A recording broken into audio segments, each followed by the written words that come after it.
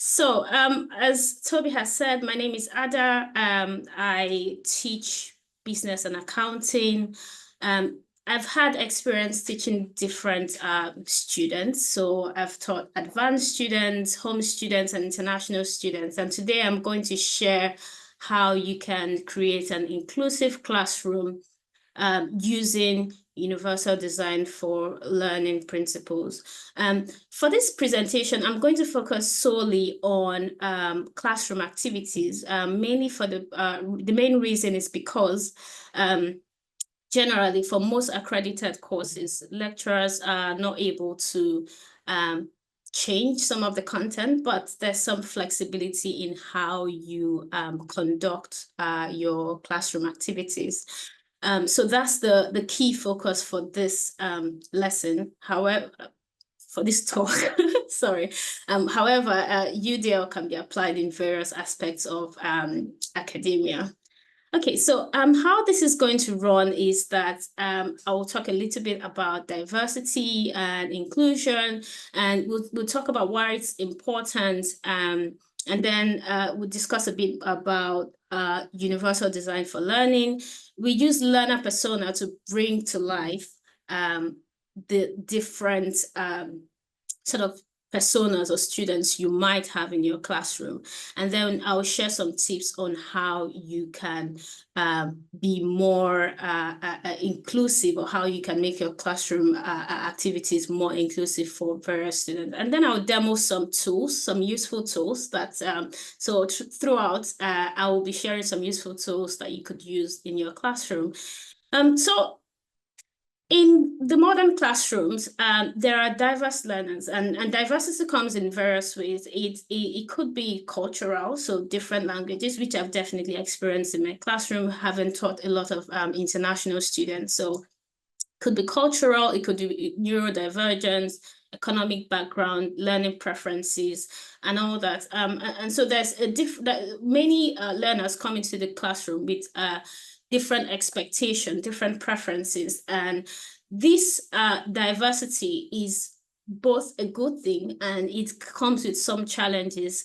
It's good because it gives you a wide range of perspectives. It broadens your horizon. There's that cultural enrichment in the classroom. But at the same time, there's the challenge of including everyone, or making sure that you can reach all the learners despite the differences. And the idea of inclusion is about sort of accommodating or ensuring that there's equal access to education, and the limitation or hindrances to learning is reduced. And you might ask, well, if education has been going on for so long and everyone has been happy with it, why do we need to talk about diversity, or why do we need to talk about inclusion? Some of the reasons for reviewing how we take on our classroom activities, or how we deliver or facilitate our classroom activities, is that it future-proofs your learning content. So when you think about, you might have one demographics of student, but in the future it could change. There might be some sort of temporal changes in the current demographics of students you have. And so leading on to my second point is that it reduces the need for self-advocacy, where students would have to come up to say, oh, I prefer to learn this way, or I have these challenges. And in many cases, it doesn't happen, because for some people, they might be ashamed to talk about disabilities and things like that. So there's a case for us to sort of be proactive in the measures we take to include all sorts of learners. By doing that, we improve engagement and we reduce the unnecessary bias that students face when they come into the classroom. As I said before, universal design for learning is the main framework that we're going to be discussing. And the concept of universal design stems from architecture. So the idea was designing places that is accessible for every user without needing to adjust in the future. So when we design something for everyone who is going to use it. And that concept of designing for accessibility with every user in mind has transcended into other disciplines, including education. CAS has developed 3 principles with which we should build inclusion using universal design framework. And it's on multiple ways of engaging. So engaging students through different means. And then there's multiple means of representation. So ensuring that different students are represented when you are designing teaching and learning. And then there's the multiple means of actions and expression. So the idea is this, that we're creating an atmosphere where we engage different people. They feel the different student or diverse student, they feel seen, and they are able to receive instructions and give out instruction in multiple ways. So that's the main idea around UDL. On CAST website, you would see full the full prescription of how universal design can be applied.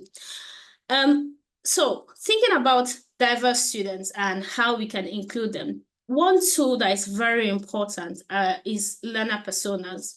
So the idea of learner personas is that you create it's a fictitious representation of people who would potentially use a product or service. And in this case, for our content, the students, what kind of students do you have? It's about thinking about the learners you have and putting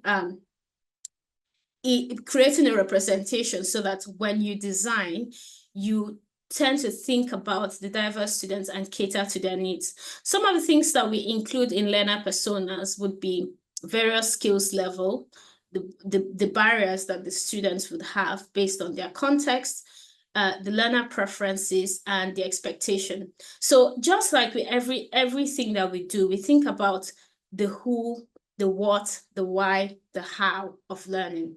So with learner personas, you're thinking about the who of learning. Who is going to learn? Who are you designing your classroom activity for? And what is the context of your learners? I've created some fictitious learner personas, and I'll give you a minute to look at the screen to see what you have there and see, and then we'll take this on from here.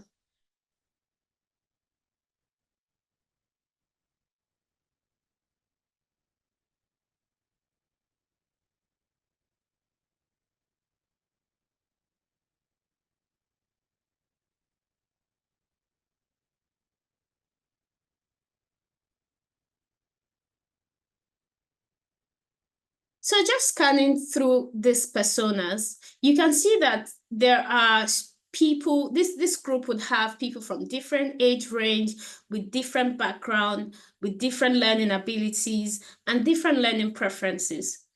When we design classroom activities, how do we include these people so that there is engagement from students?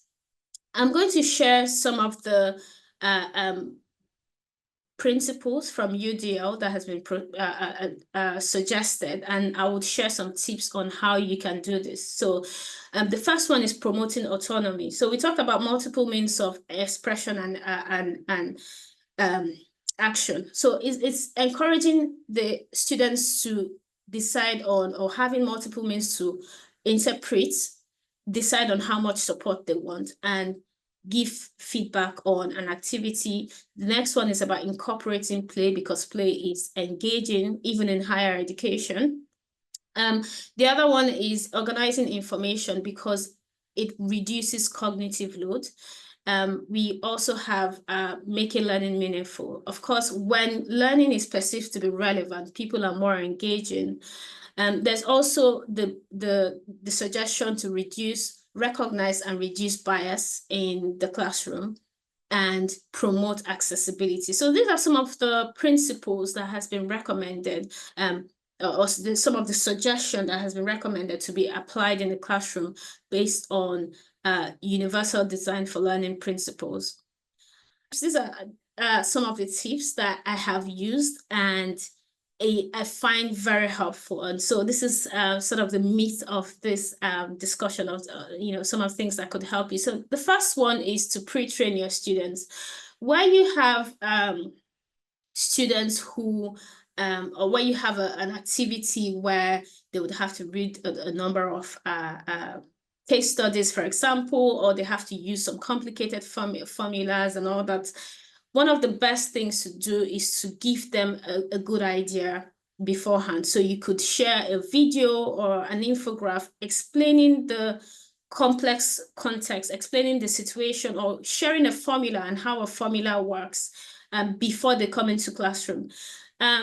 This tip is supported by Meyer's principle about how pre-training reduces cognitive load in the classroom, and students are better able to connect new information and integrate it with their previous learning because they are a bit more familiar with the concept.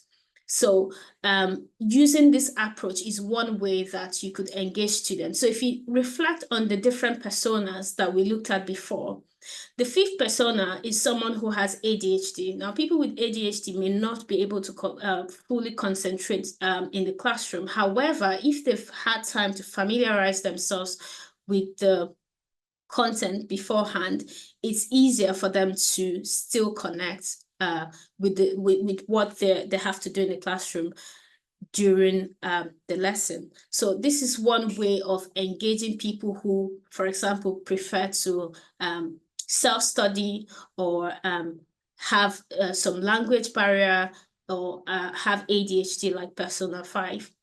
Some of the useful tools that you could use is Mermaid AI. It's a tool for creating flowcharts. It's quite intuitive and straightforward to use. You also have things like Camtasia, which you can use to create videos to show a process. And then there's Canva, which is great for creating infographics. The next tip I'm going to share is storytelling. There's a reason why we spend time watching movies, reading novels. We could do that for hours. And that's because there are some emotions. It's easily relatable. You can share experiences, or the students can see themselves in the story. And so that's representation, multiple means of representation that we're talking about. It's one way to engage students, especially, in my experience as someone who teaches international students, they can see themselves and they kind of connect to what you're saying. One of the ways to use storytelling is to flip your traditional classroom activities and make it an immersive scenario. So you could do this with interactive videos, or you could do this with branching scenarios where students would be in the scenario and they would have to make decisions based on something that they're facing. I have an example here, which I'm going to share. Okay, so in this video, this is something that Deloitte created to recruit staff. And I'm just going to show you what it looks like, so you see how interactive video could be engaging.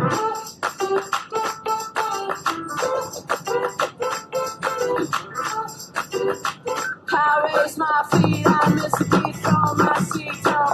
Hey, what, please? I walk down round, so round, get off, don't touch my step. Pressure outside, hit me high, cause I'm about to crack.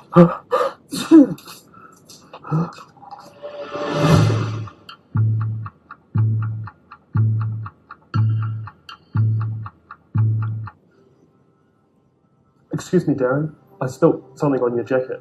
Sorry. Okay, so I've just shown you one scene, but it's a really interesting video where, it feels real. It feels like it's something that could happen to you as an individual, and it's easier to connect with something like this. And also the students get feedback as they do it. So that's one way to create an engaging experience in your classroom.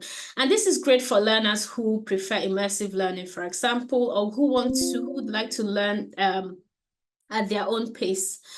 The next one, before I jump to the next tip, I'm just going to give you some tools that are useful. So Canva is a good one for video editing.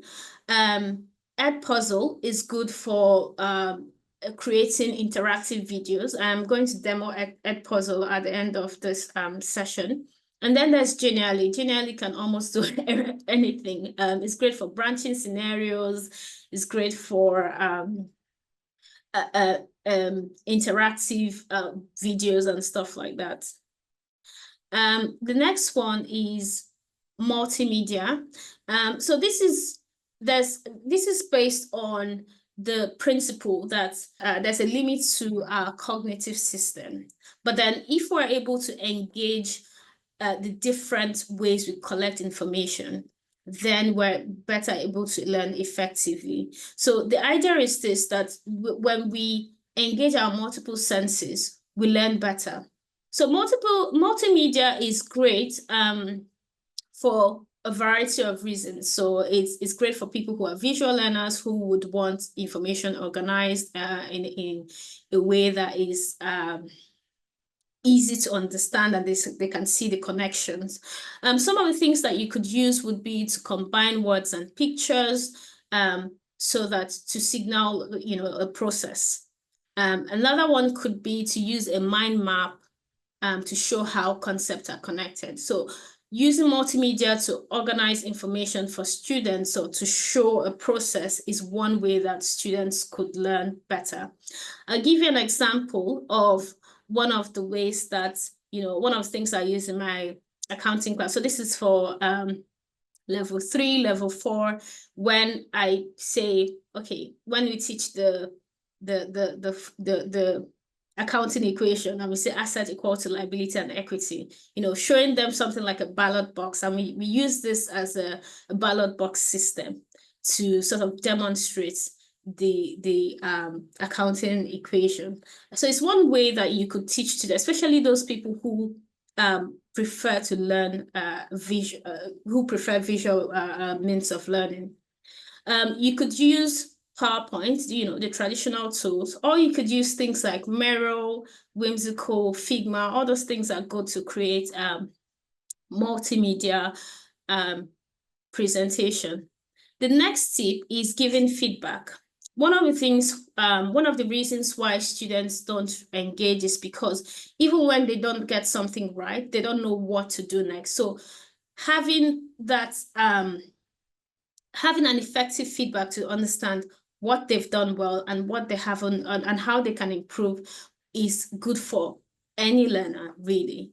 And so the challenge with giving effective feedback in a classroom is that there's often not enough time for the tutor to go around and give feedback when you've done an activity. So generally, I often advise, where it's possible, automate the feedback. So have a system where students get their feedback immediately. One of the things you could do is to use electronic tools or digital tools, design things like escape room or branching scenarios or quizzes where students would get immediate feedback if they didn't get something right. And generally, when I design escape room, I always have a link, or I put a clue where if they get something wrong and they go to the return page, the clue is there to tell them what they've done wrong and how they can think about improving their answer. The next one is to use simplified rubrics. So rubrics are generally what we give to students in assessment, but a good way to use rubrics is also in the classroom. That way you can set clear goals, you can set the expectation, and when students don't get it right, they know exactly what they've done, where they have gone wrong, and it's easier. It reduces the time that it takes for you to give feedback. It also promotes individual independence because they can self-assess themselves. Some of the useful tools that you could use for effective feedback are Padlet. Padlet is great for giving feedback in the live classroom. It's also good for peer-to-peer feedback. Kahoot is good. If you use Kahoot in your classroom, there are things like, learning, practice, self-assign, ghost mode, all those things, solo mode. All those things are great for students to practice and get feedback on how they're performing. There's also the traditional ones, so PowerPoint, Microsoft Forms. Those are great, especially PowerPoint and Microsoft. They're great for creating escape rooms. The next tip I'm going to share is scaffolding. the idea of scaffolding is promoting, is sort of promoting support as and when needed to students. So we provide support to aid learning through, in some cases, breaking information or task down so that it's easy and students can build up on learning. In other cases, we provide sort of guidelines or some sort of coaching so that students would gain support as they build up their learning.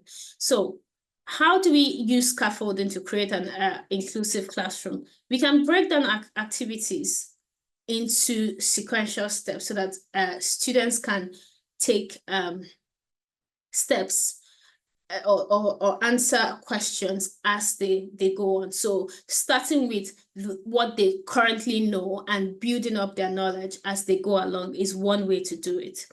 Another way to do it is to provide things like guidelines, checklists, and that would help them to sort of learn at their own pace. So when you have a checklist of what students need to do or what they should have in their work or how they should complete it, then it's easier for them to check and see what they've done right and what they haven't done and work on it. I'm going to share something I've done in my classroom. Now, for this is an example of when I've used scaffolding. In this session, I was teaching pest analysis, and the activity was for them to conduct a research and apply pestle to the UK market. Now, again, my students are not traditionally from research background. They're quite new to using frameworks and all that. So what I decided to do was, instead of giving them a full-blown activity in the middle of the session, I opened the class up with this activity, and I said, okay, this person is thinking about investing in the construction industry in the UK. But the person has done some research about the UK, and these are the things that they found. And I gave them all this statistics from research. And I said, okay, I want you to brainstorm whether there are, what the opportunities are or the threats are, and help this person decide if UK is good to invest in. And I got very good discussion from the students. Because they could understand this. They know what it means to have a high population of older people. They know what it is to have high inflation rate. These are concepts that they currently know, and they were able to talk about this. Now, in the end, when I introduced pest analysis and I related it back to this, it was easy for the students to understand what is pest analysis and apply that to the UK market. So breaking things down and helping them to connect first with their current knowledge, with what they currently know, is one way to have an inclusive classroom. So just to reiterate the points that I've said before, that when we want to create an inclusive classroom, when you're trying to, have activities that are inclusive for students, what you should try to do is promote autonomy. This relates a lot with how, expression and action, how students express their action. Have you got a student able to use different means of communication? So things like audio, video, text, rather than having one traditional prescribed way. So traditionally in our classroom, we want students to always write, thinking about the different ways they could express themselves in the classroom is one of the ways that we could create an inclusive classroom. Another one is play. So having a way to engage students through play can make for an inclusive classroom because it promotes peer-to-peer learning as well. Organizing information, as I said before, is great for aiding memory for different learner types. Thinking about how organized information reduces cognitive load. This is great, especially when you use things like multimedia. So making learning meaningful, demonstrating how what you're teaching students would impact them. It could be through what they would face in a real world situation or how it will come up in their assessment. So if you think back at the Deloitte video we shared, that's real life. That's something that you could experience at work. And so what do you do? So when you create meaning from learning, it's more engaging for students. So recognizing bias is another one, biases that students face and reducing those biases, and then promoting, accessibility through how your lessons are designed. So for example, making room for visual learners, making room for students who have different disabilities and neurodivergence. So I've talked a lot about some of the things that you could do, and I've shared some tips, but obviously one of the big issues or one of the big constraints with this line of work is there's never time. There's always, high level of workload. So how do you incorporate inclusion? The first thing I'm going to say is this, that taking an inclusive approach to your students is not extra work. It's the work that should be done in the first place, because, education should be accessible for everyone, ideally. So it's the mindset first to see it as not extra work, but work that should be done, the ideal work. So the first thing you want to do is to recycle the activities that you have. So you currently have some learning materials. You currently have contents. What you just need to do is sort of think about how you can adapt it so that it's inclusive for all. You could, convert it to a flow chart so that it's easy for students to see how different concepts are connected. You could create some other multimedia resource from what you currently have. Another one is to collaborate with other tutors. So think about tutors who share your module and who are interested in inclusive practices. And collaborate with them, share teaching materials with them. There are also lots of open resources where, you would find, there's this one, it's called 101 Creative Play or something like this. I think I'll share it with Toby so that if you're interested, you could have access to it. But there are lots of inclusive activities that are creative, and you could use that. The third one is to use AI to maximize efficiency. So AI is great for lots of things. So things like creating scenarios, generating questions, even creating flow charts. You could ask ChatGPT to write you a code for a flow chart, and that's it. It's done. So you could use AI in many different ways. The next one is exploring the current capabilities of your digital tools. So in your school, you probably have things like Padlets, Kahoot. You could explore what they can do for you, or how they can make, or what features they have, because most organizations are including AI in their products. So you could see how what they currently have could improve your teaching or learning. I'm going to demonstrate Edpuzzle, so you see how easy it is to use. So in this video, what I've done is that with Edpuzzle, I've reduced the length of the video, and I can ask questions. So I can introduce questions at each point to say, to ask students what they would do or what would be the next step. Now, this is just a demo of this tool, but obviously you can create your own video using Camtasia, or you can use Beyond to create your own videos.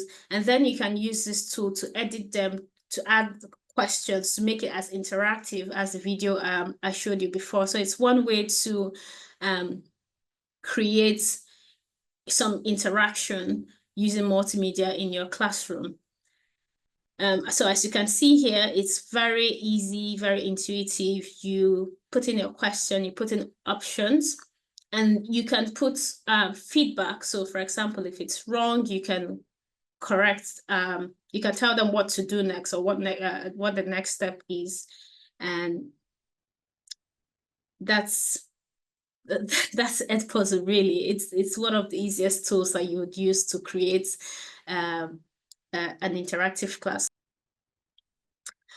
So the next one is I for this one I used ChatGPT to create a scenario. So I prompted ChatGPT, giving it a context of who the role it should take on, the sort of students, the learning preferences, how it should inclusive